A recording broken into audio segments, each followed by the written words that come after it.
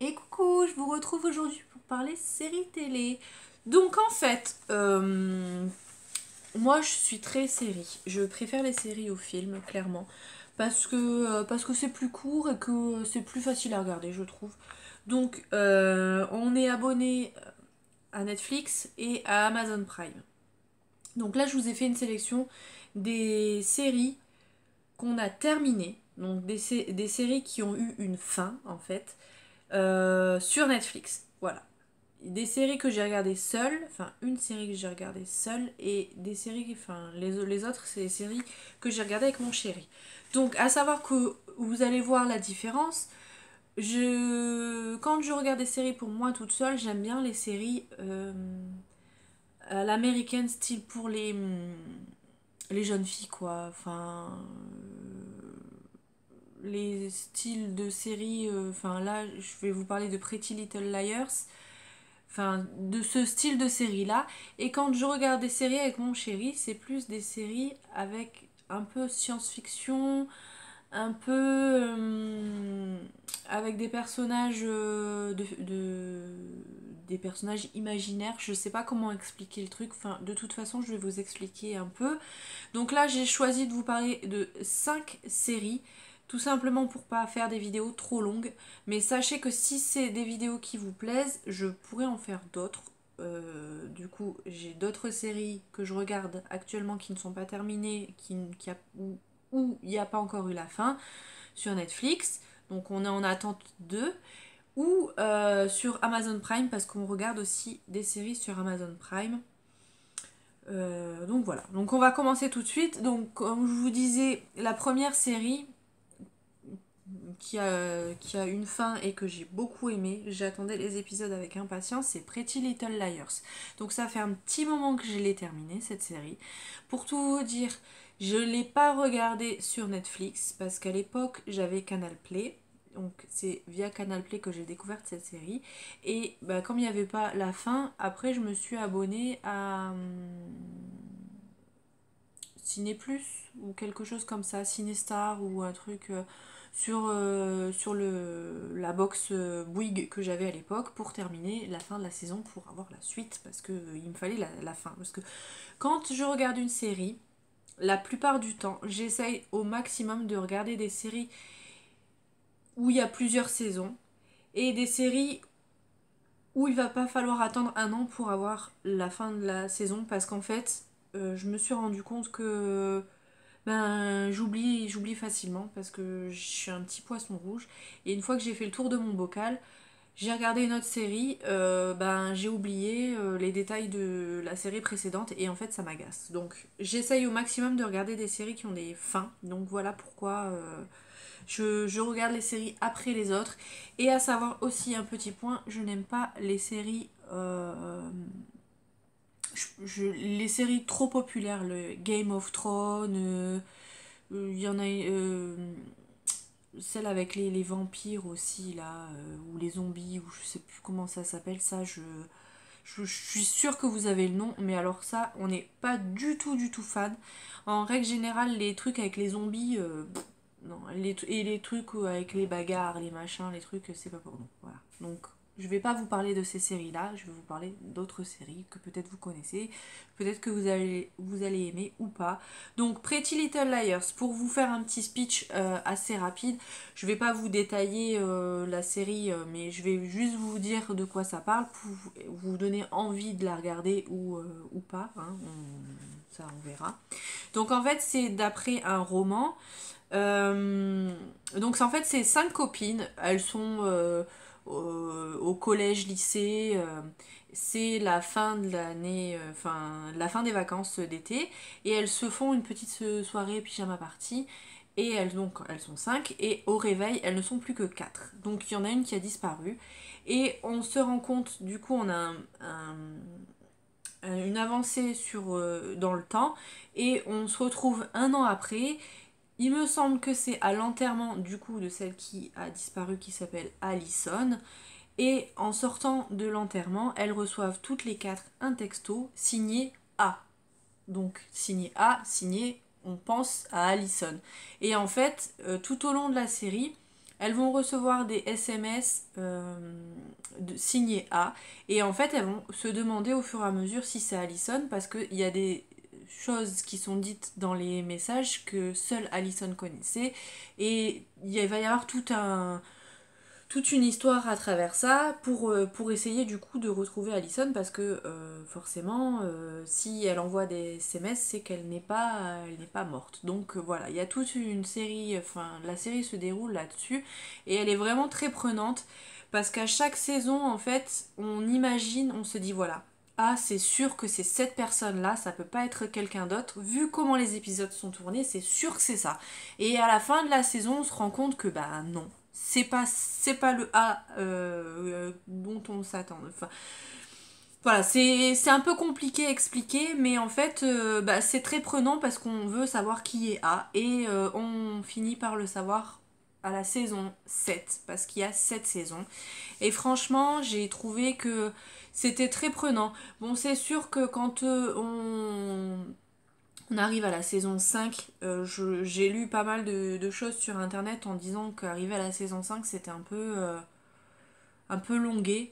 Euh, voilà, mais moi j'ai adhéré franchement, et je la trouvais très prenante. Je vais faire un petit peu plus vite pour les autres séries parce que là je vois qu'on est déjà à 6 minutes et j'ai pas envie que la vidéo dure trop longtemps parce que je sais que vous aimez pas trop ça. Donc une autre série qu'on a regardée sur Netflix, on est tombé dessus par hasard et bah, ça nous a plutôt plu. C'est pas le style de série qu'on regarde d'habitude, mais ça s'appelle Les désastreuses aventures des orphelins Baudelaire. Donc en fait, c'est trois enfants qui se retrouvent orphelins suite à l'incendie de leur maison qui a causé le décès de leurs parents. Et en fait, ils sont placés dans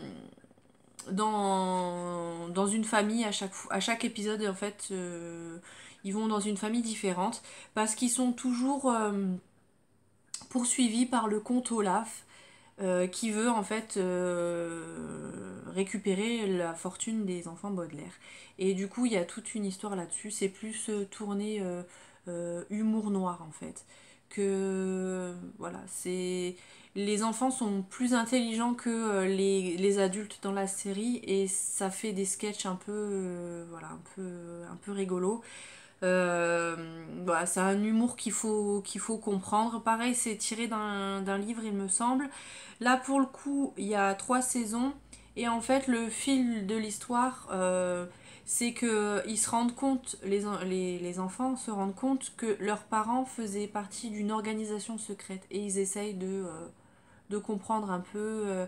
Et voilà, ils cherchent un peu l'histoire de leurs parents. Donc voilà, c'est rigolo à regarder. Si vous voulez jeter un œil, voilà, ça peut. Voilà, nous, on l'a regardé assez facilement. À savoir que ne vous fiez pas à la musique du générique parce que vraiment, juste si ça vous donne pas envie, allez l'écouter et dites-moi ce que vous en pensez. Elle est prenante cette chanson.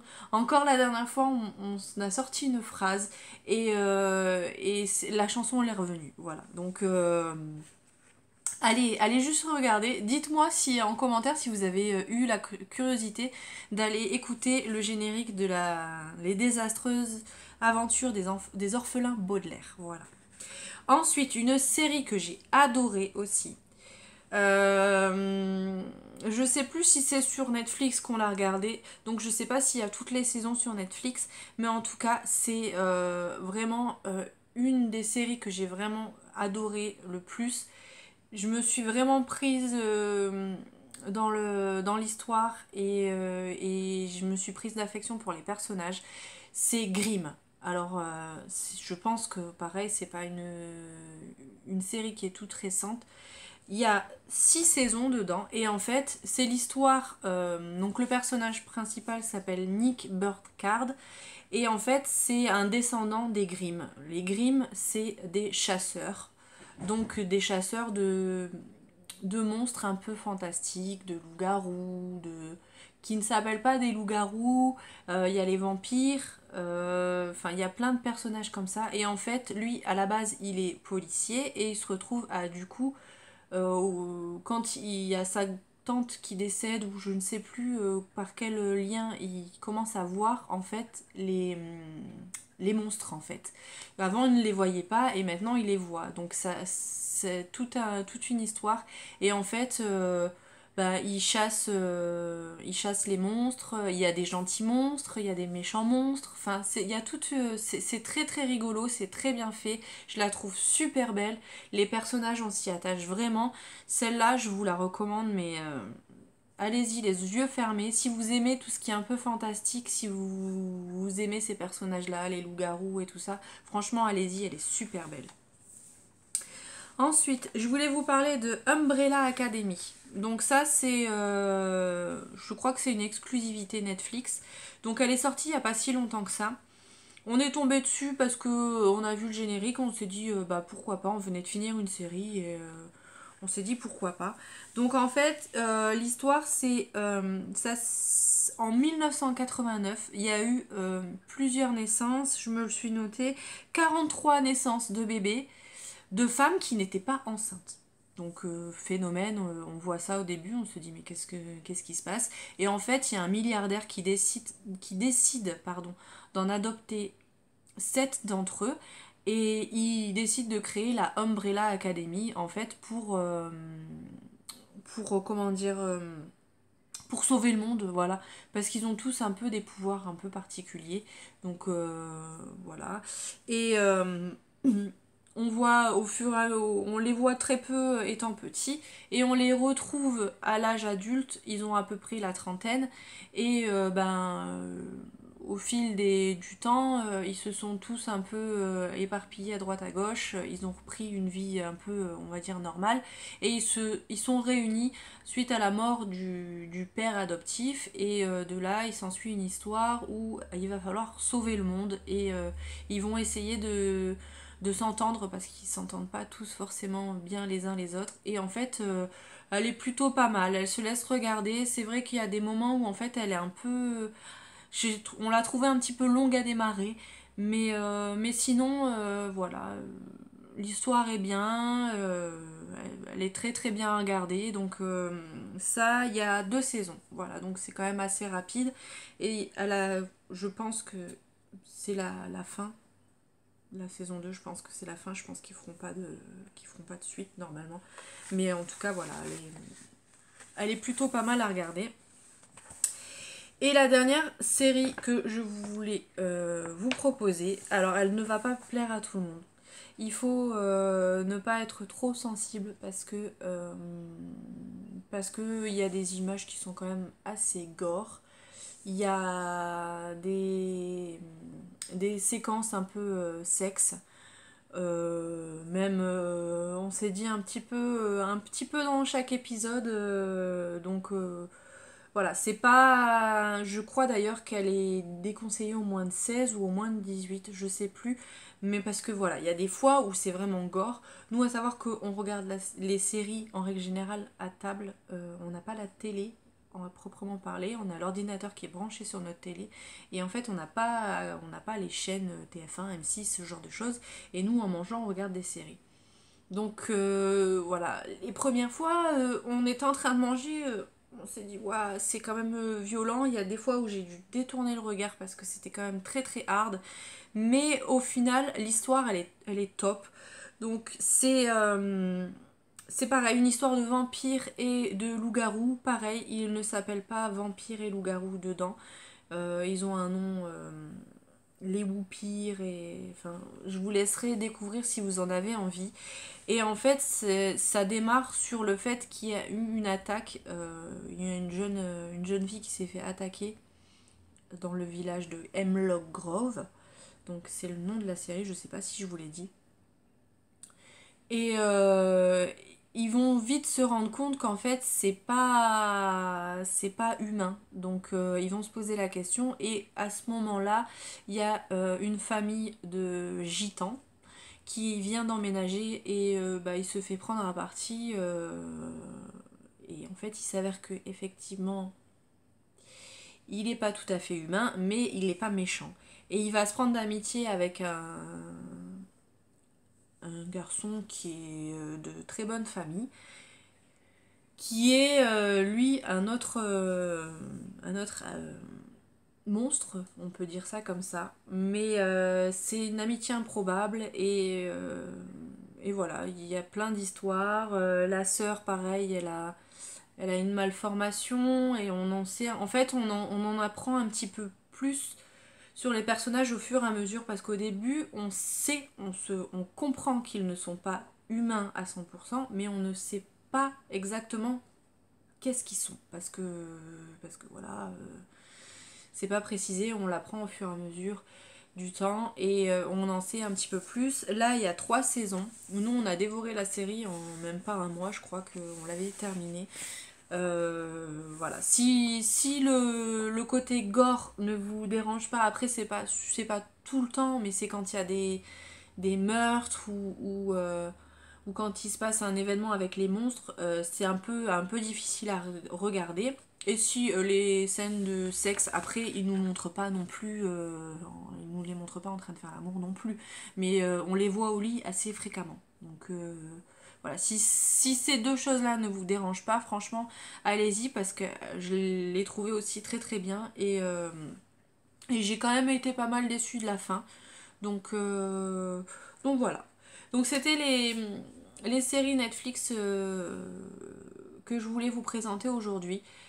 Dites-moi en commentaire si vous les connaissez, si ça vous a donné envie de les regarder si vous ne les aviez pas vus. Et dites-moi bah, si ce que vous en avez pensé. Dites-moi aussi si ça vous plaît ce genre de choses, si vous voulez que je vous parle d'autres séries parce que moi j'aime plutôt bien ce genre de vidéos parce que c'est vrai que quand on se retrouve sur Netflix, il y a tellement de choses qu'on ne sait pas quoi regarder et moi j'aime bien regarder quand on me recommande des séries, voilà j'aime bien essayer. Donc à savoir que voilà on n'aime pas Walking Dead, voilà c'est ça, Walking Dead et Game of Thrones, voilà c'est pas du tout notre style mais voyez par rapport à ce que je vous ai ce dont je vous ai parlé, si je veux parler correctement c'est comme ça qu'on dit. Voilà, dites-moi si vous avez des choses à me conseiller et voilà, dites-moi tout ça en commentaire. Je vais vous laisser là parce que je pense que ça fait un petit moment que je parle et je veux pas vous agacer trop longtemps. Donc n'hésitez pas à liker cette vidéo si ça vous a plu. N'hésitez pas à vous abonner si c'est pas encore fait. Et je vous dis à très bientôt dans une prochaine vidéo. Mouah. Bye bye.